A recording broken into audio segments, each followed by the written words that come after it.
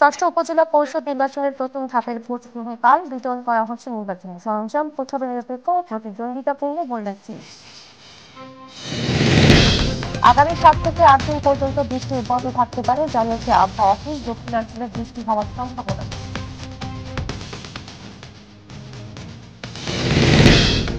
দিনাজপুরে পার্বতীপুরে ইরি বোরো ধানের বাম্পার ফলন, কৃষি কৃষকরা ধানের সঠিক দাম পাওয়া নিয়ে সন্দেহ।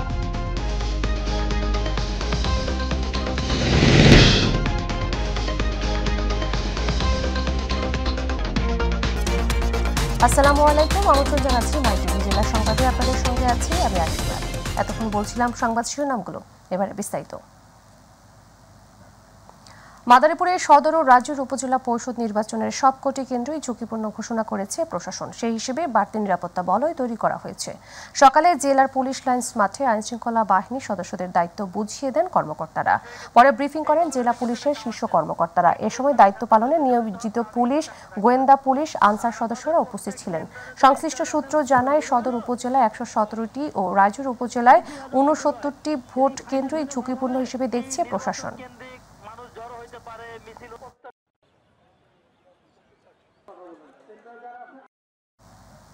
চাঁদপুরে প্রথম ধাপে অনুষ্ঠিত ষষ্ঠ উপজেলা পরিষদ নির্বাচনে মতলব উত্তর ও দক্ষিণ উপজেলা পরিষদ নির্বাচনে কোস্টগার্ডের আওতাভুক্ত এলাকায় সুষ্ঠু নিরপেক্ষ নির্বাচনের পরিবেশ বজায় রাখতে মহড়া শুরু করেছে কোস্টগার্ড। সকাল থেকে 2টি জাহাজ, 3টি হাই স্পিড বোট এবং একটি স্টিল বডি বোট যোগে মেঘনা নদীতে সার্বক্ষণিক টহল কার্যক্রম পরিচালনা শুরু করেছে কোস্টগার্ড। বড়চর, বাহেরচর ও বাহাদুরপুরে 20 সদস্য বিশিষ্ট 2টি কন্টিনজেন্ট মোতায়েন করা হয়েছে। এছাড়া কন্টিনজেন্ট কর্তৃক 4 অঞ্চলে মোটরসাইকেল যোগে সার্বক্ষণিক টহল কার্যক্রম পরিচালনা করছে কোস্টগার্ড। নির্বাচন কমিশনের নির্দেশনা অনুযায়ী বাংলাদেশ কোস্টগার্ড চাঁদপুর 2 এর উত্তর মতলব এর উপজেলার দায়িত্বে নিয়োজিত রয়েছে। এ সকল কেন্দ্রের নিরাপত্তার নিশ্চিত করার লক্ষ্যে বাংলাদেশ কোস্টগার্ডের একাধিক প্লাটুন, 3টি উচ্চসম্পন্ন গতিসম্পন্ন বোট এবং 2টি উচ্চ গতিসম্পন্ন জাহাজ সার্বক্ষণিক টহলে নিয়োজিত রয়েছে। আসন্ন উপজেলা পরিষদ নির্বাচনের প্রথম ধাপে আগামীকাল বুধবার সিরাজগঞ্জের সদর, বেলকুচি ও কাজীপুর উপজেলায় ইভিএম এর মাধ্যমে ভোট গ্রহণ অনুষ্ঠিত হবে। নির্বাচন উপলক্ষে মঙ্গলবার সকাল থেকে নির্বাচন অফিস থেকে নির্বাচনী সরঞ্জামাদি কেন্দ্রের প্রিজাইডিং অফিসারদের কাছে তুলে দেন নির্বাচন সংশ্লিষ্ট কর্মকর্তারা। এই নির্বাচনে সিরাজগঞ্জ সদর, বেলকুচি ও কাজীপুর উপজেলায় চেয়ারম্যান পদে 11 জন, ভাইস চেয়ারম্যান পদে 10 জন ও মহিলা ভাইস চেয়ারম্যান পদে 10 জন প্রার্থী প্রতিদ্বন্দ্বিতা করছেন। আগামীকাল প্রথম ধাপে ব্রাহ্মণবাড়িয়ার 2টি উপজেলা পরিষদ নির্বাচন অনুষ্ঠিত হবে। ইতোমধ্যে ভোট গ্রহণের সকল প্রস্তুতি সম্পন্ন হয়েছে। দুপুরে নাসিরনগর ও সরাইল উপজেলা 177টি ভোট কেন্দ্রে নির্বাচনী সরঞ্জাম বিতরণ করা হয়। উপজেলার উপজেলা পরিষদ মিলনায়তন থেকে বিতরণ কার্যক্রম শুরু হয়। এ সময় সংশ্লিষ্ট উপজেলা নির্বাহী কর্মকর্তা ও জেলা নির্বাচন কর্মকর্তার উপস্থিতিতে নাসিরনগরের 93টি ও সরাইল উপজেলার 84টি ভোট কেন্দ্রের প্রিজাইডিং কর্মকর্তার কাছে ব্যালট বাক্স, ব্যালট পেপার সহ নির্বাচনী সরঞ্জাম বুঝিয়ে দেওয়া হয়। পরে কড়া নিরাপত্তার মধ্য দিয়ে এসব সরঞ্জাম পৌঁছে দেওয়া হয়।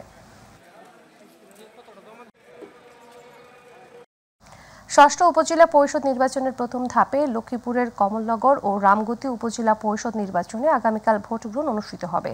সকাল থেকে কেন্দ্রে কেন্দ্রে পাঠানো হচ্ছে নির্বাচনী সরঞ্জাম। 2 উপজেলায় ভোটাররা ভোট দেবেন ব্যালটে।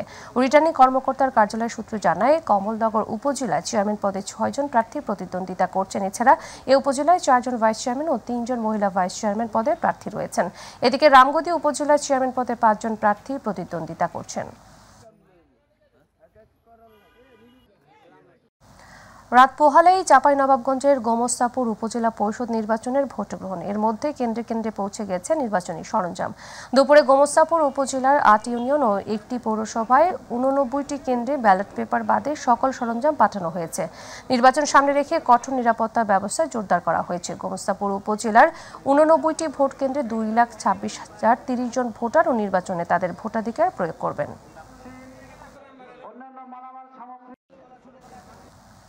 আগামীকাল ফরিদপুরের ষষ্ঠ উপজেলা পরিষদ নির্বাচনে প্রথম ধাপে 3টি উপজেলায় নির্বাচন অনুষ্ঠিত হবে। সকাল 8টা থেকে বিকেল 4টা পর্যন্ত বিরতিহীনভাবে ভোট গ্রহণ চলবে। এ উপলক্ষে মঙ্গলবার ব্যালট ব্যতীত নির্বাচনী সকল সরঞ্জাম সরবরাহ করা হয়েছে। দুপুরে জেলা নির্বাচন কর্মকর্তা মোহাম্মদ তারেক আহমেদ জানান, নির্বাচন সুষ্ঠুভাবে পরিচালনার জন্য সকল প্রস্তুতি সম্পন্ন করা হয়েছে।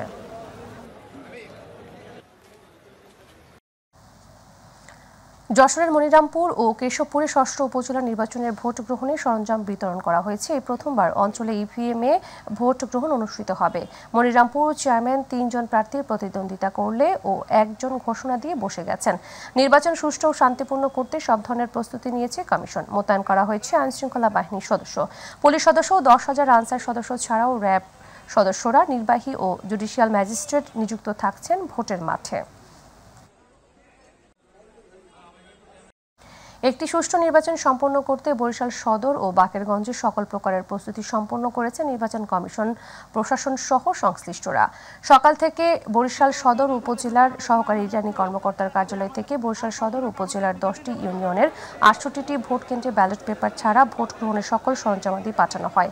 তবে 2টি কেন্দ্রের যোগাযোগ ব্যবস্থা অত্যন্ত ঝুঁকিপূর্ণ হওয়ায় নিরাপত্তা জোরদার করে আজই ব্যালট পাঠানো হবে। এই নির্বাচনের সমস্ত প্রস্তুতি ইতিমধ্যে আমাদের গ্রহণ করেছে। আপনারা জানেন ইতিমধ্যে নির্বাচনী যে মালামালগুলা ইতিমধ্যে কেন্দ্রে কেন্দ্রে পৌঁছাতে শুরু করেছে। প্রথম ধাপে আগামীকাল কুষ্টিয়া সদর ও খোকসা উপজেলা পরিষদের নির্বাচন অনুষ্ঠিত হবে। ইতোমধ্যে সকল প্রস্তুতি সম্পন্ন হয়েছে। দুপুর 12:30টার দিকে কুষ্টিয়া সদর উপজেলা পরিষদ থেকে সদর উপজেলার 145 কেন্দ্র ও খোকসা উপজেলা পরিষদ থেকে খোকসা উপজেলার 50টি কেন্দ্রে নির্বাচনী সরঞ্জাম নিয়ে যান স্ব প্রিজাইডিং অফিসাররা। তবে কেন্দ্রগুলোতে ব্যালট পেপার পাঠানো হবে ভোটের দিন সকালে। কুষ্টিয়া সদর উপজেলার সহকারী রিটার্নিং কর্মকর্তা মোহাম্মদ শহীদুর রহমান জানান, নির্বাচন অবাধ ও সুষ্ঠু করতে বিজিবি মোতায়েন সহ সব ধরনের নিরাপত্তা ব্যবস্থা গ্রহণ করা হয়েছে। আগামীকাল ষষ্ঠ উপজেলা নির্বাচনের প্রথম ধাপে টাঙ্গাইল জেলার ধনবাড়ী ও মধুপুর উপজেলায় ভোট গ্রহণ অনুষ্ঠিত হবে। সকাল থেকে ব্যালট বাক্স সহ নির্বাচনী অন্যান্য সরঞ্জাম হস্তান্তর করা হয়। প্রিজাইডিং কর্মকর্তারা সংশ্লিষ্ট নির্বাচন অফিস থেকে রিটার্নিং কর্মকর্তা ও সহকারী রিটার্নিং কর্মকর্তার কাছ থেকে নির্বাচনী সরঞ্জাম বুঝে নেন। পরে এসব সরঞ্জাম আইনশৃঙ্খলা বাহিনীর সহায়তায় ভোট কেন্দ্রগুলোতে নিয়ে যান প্রিজাইডিং কর্মকর্তারা। এদিকে সুষ্ঠু নির্বাচনের জন্য সকল প্রস্তুতি গ্রহণ করেছে নির্বাচন কমিশন। মাদারীপুরে সদর ও রাজুর উপজেলা পরিষদ নির্বাচনী সরঞ্জামাদি বিতরণ করা হয়েছে। দুপুরে উপজেলা চত্বর থেকে প্রিজাইডিং কর্মকর্তাদের হাতে এই সরঞ্জামাদি তুলে দেন রিটার্নিং কর্মকর্তা ও নির্বাচন কর্মকর্তারা। পরে আইনশৃঙ্খলা বাহিনীর সদস্যদের সহযোগিতায় ভোট কেন্দ্রে নিয়ে যাওয়া হয় সরঞ্জামাদি। সদর উপজেলার 117টি ও রাজুর উপজেলায় 69টি ভোট কেন্দ্রকেই ঝুঁকিপূর্ণ হিসেবে দেখছে প্রশাসন। প্রতিটি কেন্দ্রে 4 জন পুলিশ ও 20 জন আনসার বাহিনীর সদস্য দায়িত্ব পালন করবেন। এজন্য অতিরিক্ত নিরাপত্তা গ্রহণ করা হয়েছে। প্রথম ধাপে রাজশাহীর গোদাগাড়ী ও তানোর উপজেলা নির্বাচন হচ্ছে। এই দুই উপজেলায় ভোট কেন্দ্র 168টি।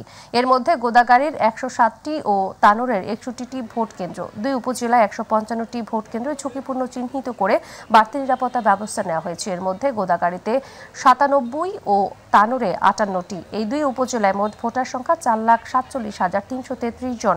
এর মধ্যে গোদাগাড়ীতে 2,81,160 ও তানোরে 1,66,173 ভোটার। দুই উপজেলায় মোট প্রার্থী 16 জন, যাদের মধ্যে 7 জন চেয়ারম্যান প্রার্থী।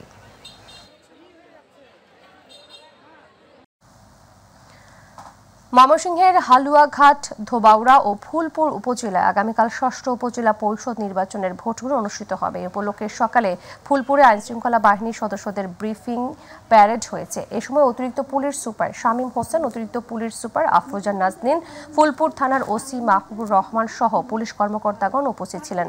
3 উপজেলার 239টি কেন্দ্রে 7,45,467 জন ভোটার তাদের ভোটাধিকার প্রদান করবেন।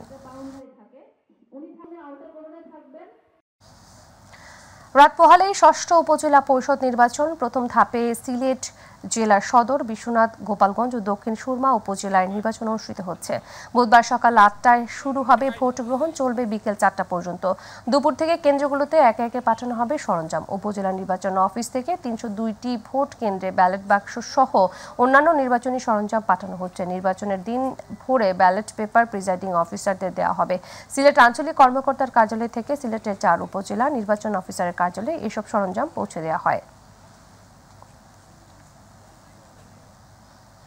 আগামীকাল বুধবার ঢাকার কেরানীগঞ্জ, নবাবগঞ্জ ও দোহারে 3টি উপজেলা নির্বাচন অনুষ্ঠিত হবে। কেরানীগঞ্জে উপজেলা অডিটোরিয়াম থেকে কার্যক্রমের উদ্বোধন করেন অতিরিক্ত জেলা ম্যাজিস্ট্রেট AKM হেদায়েতুল ইসলাম। পরে একে একে কেন্দ্রের নির্বাচনী সরঞ্জাম দায়িত্বপ্রাপ্ত প্রিজাইডিং অফিসার ও আইন শৃঙ্খলা সদস্যদের হাতে তুলে দেওয়া হয়। কেরানীগঞ্জ উপজেলার সহকারী রিটার্নিং কর্মকর্তা সুমন মিয়া জানিয়েছেন, ইতোমধ্যে নির্বাচনী সকল প্রস্তুতি সম্পন্ন হয়েছে। নির্বাচনে উপজেলার 4 প্লাটুন মোতায়েন করা হয়েছে।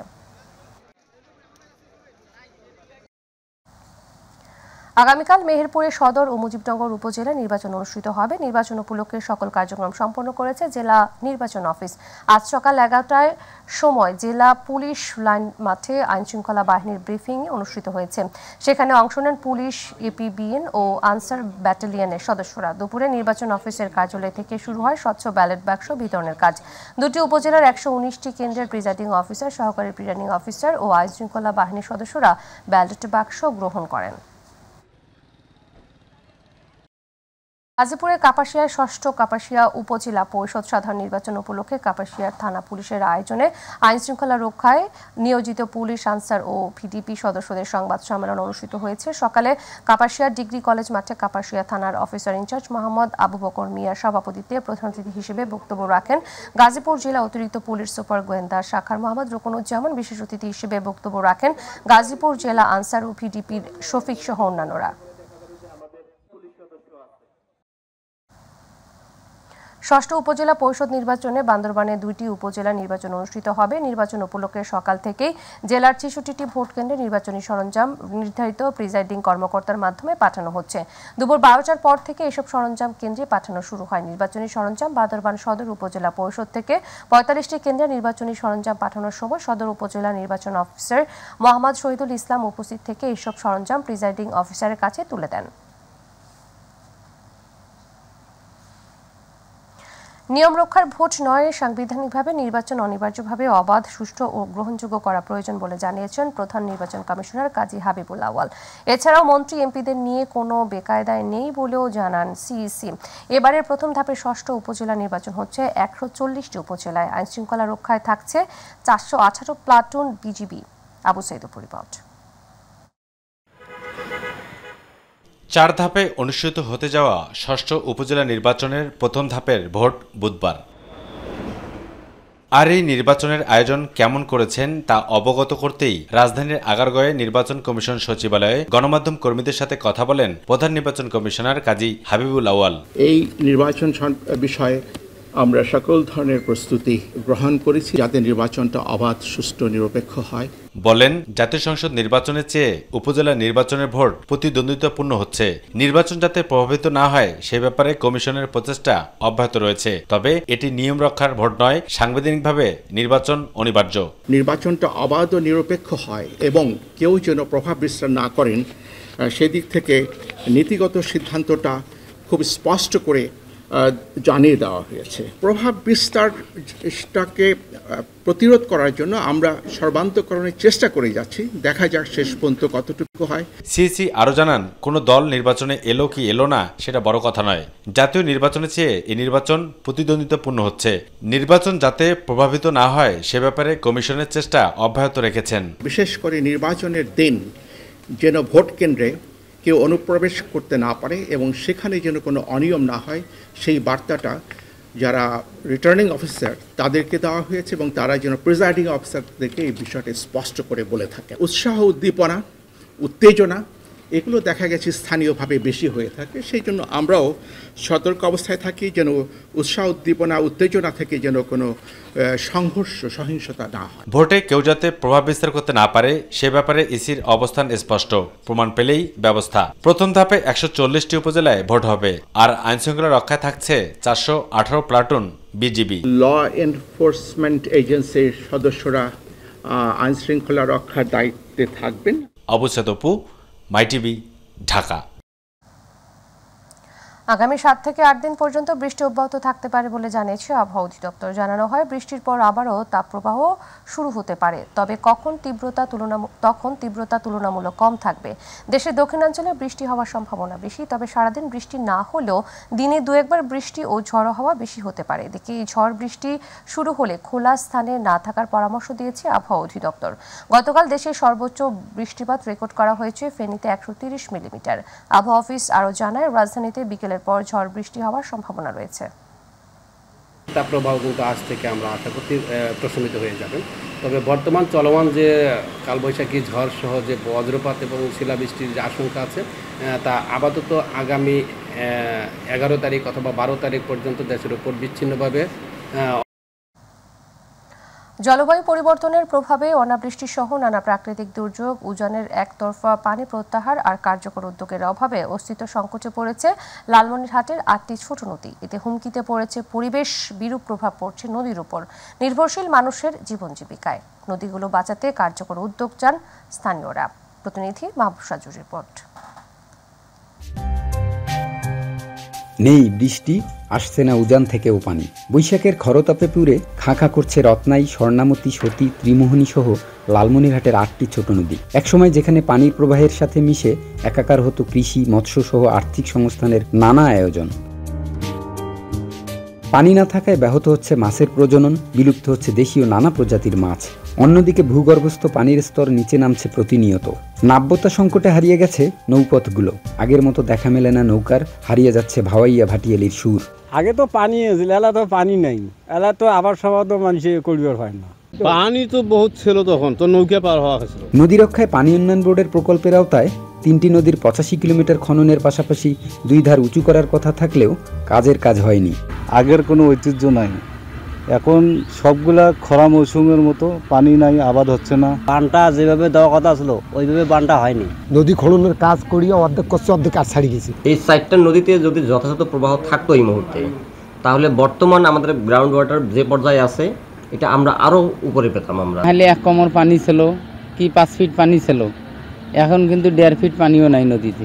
নদী গবেষক তুহিন ওয়াদুদের মতে ছোট নদীগুলো বড় নদীর প্রাণ। নদী কেন্দ্রিক অর্থনীতি সুরক্ষায় তাই সমন্বিত উদ্যোগ নেওয়া জরুরি। ছোট ছোট নদীগুলোর কিছু খনন হয়, সেগুলো এত অবৈজ্ঞানিক পদ্ধতিতে খনন হয় যে নদীগুলোর উপকারের চেয়ে যেন ক্ষতিই বেশি হয়। তবে জেলা নদী রক্ষা কমিটি বলছে নানা জটিলতা থাকলেও নদীর সীমানা নির্ধারণের কাজ চলমান রয়েছে। এছাড়া নদী খনন ও প্রয়োজনীয় শাসনের জন্য কর্তৃপক্ষের কাছে প্রস্তাব পাঠানো হয়েছে। আমরা সেখানে ডিমার্কেশন করেছি, চিহ্নিত করেছি, এটা ঠিক আছে, কিন্তু লোকজন সেখানে ভুট্টা লাগিয়েছে। এখন আমি ইচ্ছা করলে তো সেই ভুট্টাটা ভেঙে দেওয়া ঠিক হবে না। সীমানা নির্ধারণের কাজ চলমান রয়েছে। পানি উন্নয়ন বোর্ডের মাধ্যমে ইতিমধ্যে বেশ কিছু দূর এগিয়ে গেছে। 5টি নদী এবং আরও 6টি খাল খননের প্রস্তাবনা দিয়েছি। এই প্রকল্পগুলো যদি শেষ হয়ে যায় তখন যে আমাদের ছোট নদী খালগুলো আছে এগুলো প্রাণ ফিরে পাবে। আমাদের ছোট নদী চলে বাঁকে বাঁকে, বৈশাখ মাসে তার হাঁটু জল থাকে। সেই বৈশাখ আছে, নেই শুধু সেই নদী, নেই সেই নদীর জল। এই অঞ্চলের প্রাণ প্রকৃতিকে রক্ষায় এই ছোট ছোট নদীগুলোর সীমানা নির্ধারণের পাশাপাশি যথাযথ খননের উদ্যোগ নেওয়া এখন বিশেষ প্রয়োজন বলছেন এই অঞ্চলের মানুষজন। মাহফুজ সাজু, মাই টিভি, লালমনিরহাট। মুন্সিগঞ্জের গজেরিয়ায় মেঘনা নদীতে গোসল করতে নেমে নিখোঁজের 2 দিন পর কিশোর আলিফ প্রধানের মরদেহ উদ্ধার করা হয়েছে। সকালে 8:30টার দিকে ঘটনাস্থলের অদূরে হোসেনদী অর্থনৈতিক অঞ্চলের সিটি গ্রুপের পাশের খেয়াঘাট এলাকায় তার মরদেহ ভেসে উঠলে উদ্ধার করে নৌপুলিশ। এ বিষয়ে গজারিয়া থানার ভারপ্রাপ্ত কর্মকর্তা জানান, ঘটনাস্থলের অদূরে নিখোঁজ কিশোরের মরদেহ ভেসে ওঠার সংবাদ পেয়ে নৌপুলিশ মরদেহ উদ্ধার করে স্বজনদের কাছে হস্তান্তর করেছে। চট্টগ্রাম নগরীতে দুর্ঘটনা রোধ ও সড়ক নিরাপত্তা নিশ্চিতে সমন্বিতভাবে কাজ করবে চট্টগ্রাম সিটি কর্পোরেশন এবং চট্টগ্রাম মেট্রোপলিটন পুলিশ।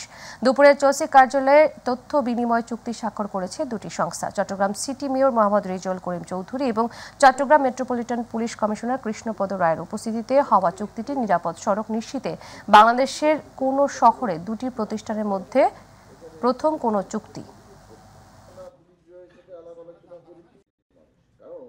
শহরের শৃঙ্খলা আইন করতে হলে এখানে পুলিশ বিভাগের সাথে চট্টগ্রাম সিটি কর্পোরেশনের গভীর নির্দয়তা যদি গড়ে তোলা না যায়। এবারে আমাদের কৃষি।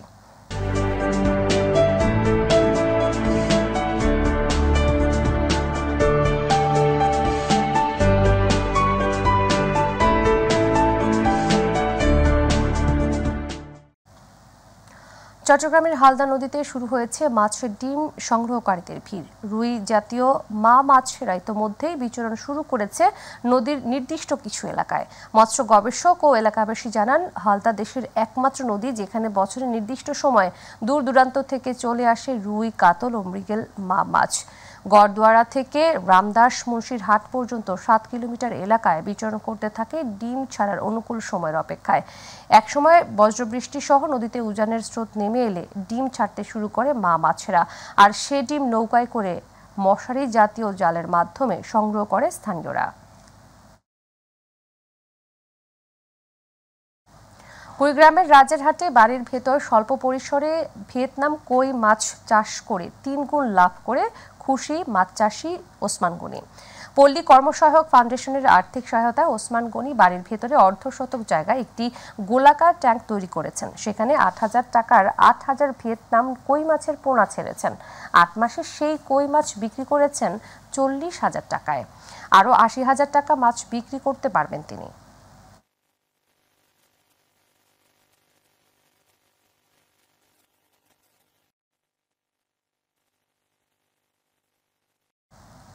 গাজীপুরের পার্বতীপুরে চলতি বছর ইরি বোরো ধানের বাম্পার ফলন হয়েছে। ধানের আশাতীত ফলন পেয়ে খুশি কৃষকরা। বোরো ধান কাটা ও মাড়ায় ব্যস্ত সময় পার করছেন কৃষকরা।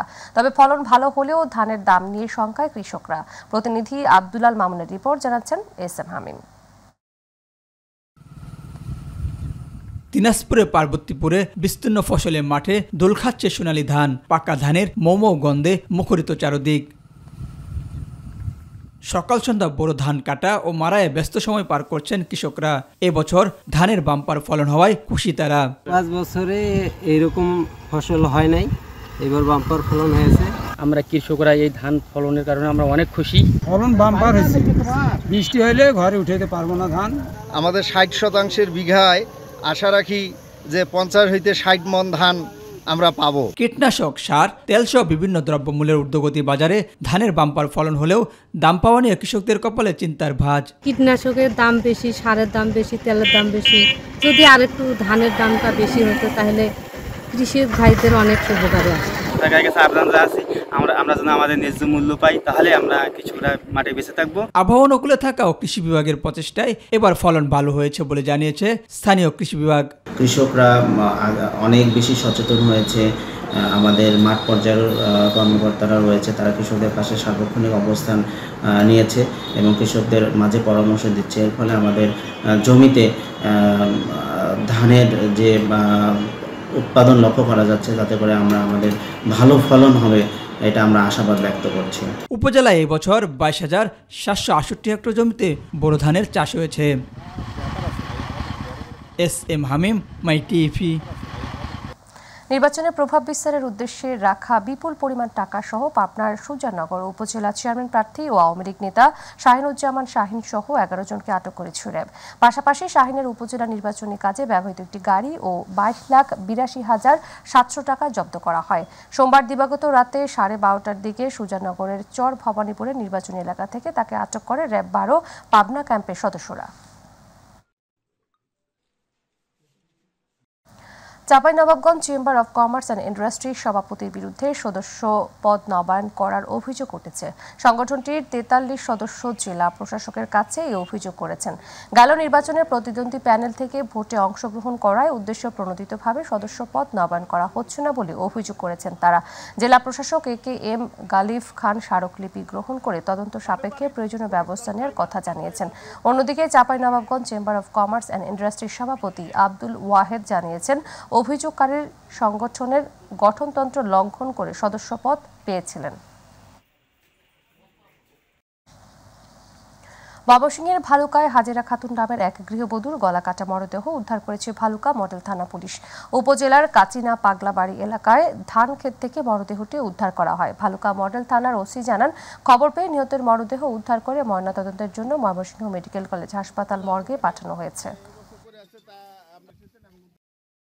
ময়মনসিংহে মাদকদ্রব্যের অপব্যবহার রোধকল্পে সামাজিক আন্দোলন গড়ে তুলতে শিক্ষকদের ভূমিকা শীর্ষক সেমিনার হয়েছে। সকালে ন্যাপ কনফারেন্স রুমে মাদকদ্রব্য নিয়ন্ত্রণ অধিদপ্তর আয়োজিত সেমিনারে প্রধান অতিথি ছিলেন জাতীয় প্রাথমিক শিক্ষা একাডেমির মহাপরিচালক ও যুগ্ম সচিব ফরিদ আহমেদ। বক্তব্য রাখেন মাদকদ্রব্য নিয়ন্ত্রণ অধিদপ্তরের উপপরিচালক মোহাম্মদ খুরশিদ আলম, ময়মনসিংহ প্রেস ক্লাবের সাধারণ সম্পাদক অমিত রায়।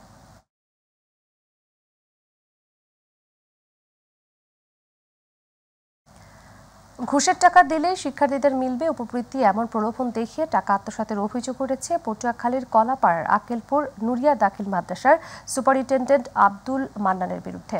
শিক্ষার্থীরা জানান 600 টাকা দিলে সবাইকে উপবৃত্তি পাইয়ে দেবেন বলে অর্থ আদায় করেছেন এই শিক্ষক। এছাড়া অন্যান্য দুর্নীতিরও অভিযোগ রয়েছে। শিক্ষার্থীদের অভিযোগের বিষয়ে তদন্ত করে ব্যবস্থা গ্রহণের কথা বলেছেন উপজেলা নির্বাহী কর্মকর্তা রবিউল ইসলাম। সবচেয়ে ভালো হয় যদি একটি লিখিত আমরা একটা আবেদন পাই, তার ভিত্তিতে আমরা তদন্ত প্রতিবেদন করে যদি কারো আর্থিক অনিয়ম পাই আমরা অবশ্যই দোষীদের বিরুদ্ধে যথাযথ ব্যবস্থা নেব। বীর মুক্তিযোদ্ধা শহীদ আহসানুল্লাহ মাস্টারের 20তম শাহাদাত বার্ষিকী বিভিন্ন কর্মসূচির মধ্য দিয়ে পালিত হয়েছে। তার নিজ বাড়ি হায়দরাবাদ গ্রামে আজ শহীদ আহসানুল্লাহ মাস্টারের কবরে আওয়ামী লীগ, যুবলীগ ও সহযোগী সংগঠনের পক্ষ থেকে পুষ্পার্ঘ্য অর্পণ ও শ্রদ্ধা নিবেদন করা হয়। হায়দরাবাদ মাঠে আয়োজিত স্মরণসভায় বক্তৃতা করেন আওয়ামী লীগের সভাপতি মণ্ডলীর সদস্য পাট ও বস্ত্রমন্ত্রী জাহাঙ্গীর কবির নানক, মেহের আফরোজ চুমকি এমপি, গাজীপুর মহানগর আওয়ামী লীগের সভাপতি আজমতুল্লাহ খান, সাধারণ সম্পাদক আতাউল্লাহ মণ্ডল সহ কেন্দ্রীয় স্থানীয় নেতৃবৃন্দ। অনুষ্ঠানে সভাপতিত্ব করেন জাহিদ আহসান রাসেল এমপি। আমার পরিবারে অনেকেই বয়োজ্যেষ্ঠ আছেন, তারা এখনো অধীর আগ্রহে অপেক্ষা করছে কবে এ হত্যাকাণ্ডের বিচার হবে। ব্রাহ্মণবাড়িয়ার নাসিরনগরে কালবৈশাখী ঝড়ে 40টি বাড়িঘর ক্ষতিগ্রস্ত সহ বিদ্যুৎ সরবরাহ ব্যাহত হয়। ভেঙে পড়ে পল্লী বিদ্যুতের প্রায় 15টির মতো খুঁটি। এতে অন্তত 45,000 গ্রাহকের বিদ্যুৎ সরবরাহ ব্যবস্থা বন্ধ হয়ে পড়লে সোমবার সন্ধ্যা নাগাদ বিদ্যুৎ সরবরাহ স্বাভাবিক হয়। নাসিরনগর উপজেলার নির্বাহী কর্মকর্তা মোহাম্মদ ইমরানুল হক ভুইয়া জানান, ঝড়ে বিভিন্ন ইউনিয়নে বাড়িঘর, গাছপালা ক্ষতিগ্রস্ত হয়। দ্রুত তালিকা প্রস্তুত করে তাদের সরকারিভাবে টিন সহ আর্থিক সহযোগিতা দেয়া হবে। গাজীপুরে শ্রীপুর উপজেলা পরিষদ নির্বাচনের চেয়ারম্যান প্রার্থীর সঙ্গে ব্যবসায়ীদের মতবিনিময় সভা অনুষ্ঠিত হয়েছে। মামরা চৌরাস্তা এলাকায় বণিক সমিতির সভাপতি অ্যাডভোকেট আশরাফুল ইসলাম রতনের সভাপতিত্বে প্রধান অতিথি হিসেবে উপস্থিত থেকে বক্তব্য রাখেন শ্রীপুর উপজেলা পরিষদের চেয়ারম্যান প্রার্থী জামিল হাসান দুর্জয়। মতবিনিময় সভায় আওয়ামী লীগের বিভিন্ন অঙ্গ সংগঠনের বিপুল সংখ্যক নেতাকর্মী ছাড়াও মাওনা চৌরাস্তার ব্যবসায়ীরা অংশ নেন।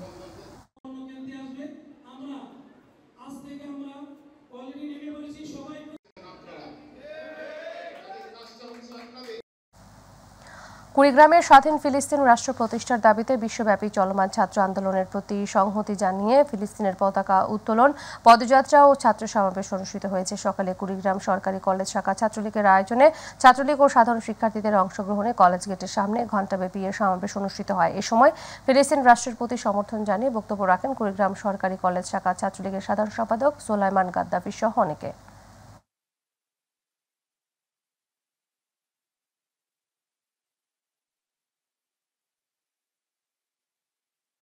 বাগেরহাটে বিদ্যালয় স্বাস্থ্য শিক্ষা সেশন ও কৈশোর বান্ধব স্বাস্থ্যসেবা বাস্তবায়নে অ্যাডভোকেসি সভা অনুষ্ঠিত হয়েছে।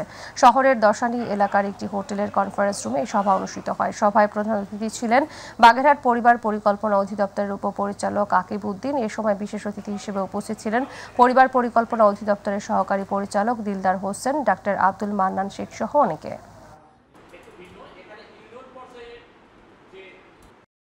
ময়মনসিংহের মুক্তাগাছায় পল্লী বিদ্যুতায়ন বোর্ড ও পল্লী বিদ্যুৎ সমিতির অভিন্ন চাকুরি বিধি বাস্তবায়নের দাবিতে অনির্দিষ্টকালের কর্মবিরতি ও মানববন্ধন কর্মসূচি পালিত হয়েছে। ময়মনসিংহ পল্লী বিদ্যুৎ সমিতি এক কর্মকর্তা ও কর্মচারী ব্যানারে গত 3 দিন ধরে কর্মসূচি পালিত হচ্ছে। কর্মসূচি পালনকালে নানা স্লোগানে সমন্বিত ফেস্টুন নিয়ে কর্মকর্তা ও কর্মচারীরা পল্লী বিদ্যুৎ সমিতির সামনে মানববন্ধন করে।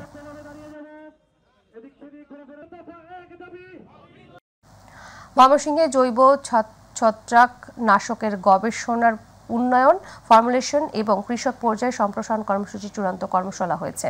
সকালে বিনা সেমিনার কক্ষে ভার্চুয়ালি যুক্ত হয়ে দিনব্যাপী কর্মশালার উদ্বোধন করেন বাংলাদেশ পরমাণু কৃষি গবেষণা ইনস্টিটিউট বিনার মহাপরিচালক ডক্টর মির্জা মোফাজ্জল ইসলাম।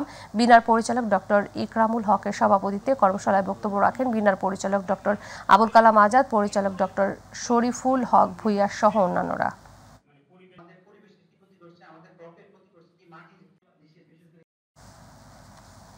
প্রিয় দর্শক, ধন্যবাদ সাথে থাকার জন্য। পরবর্তী সংবাদ দেখার আমন্ত্রণ জানিয়ে বিদায় নিচ্ছি আমি রাশিদা আলী। আল্লাহ হাফেজ।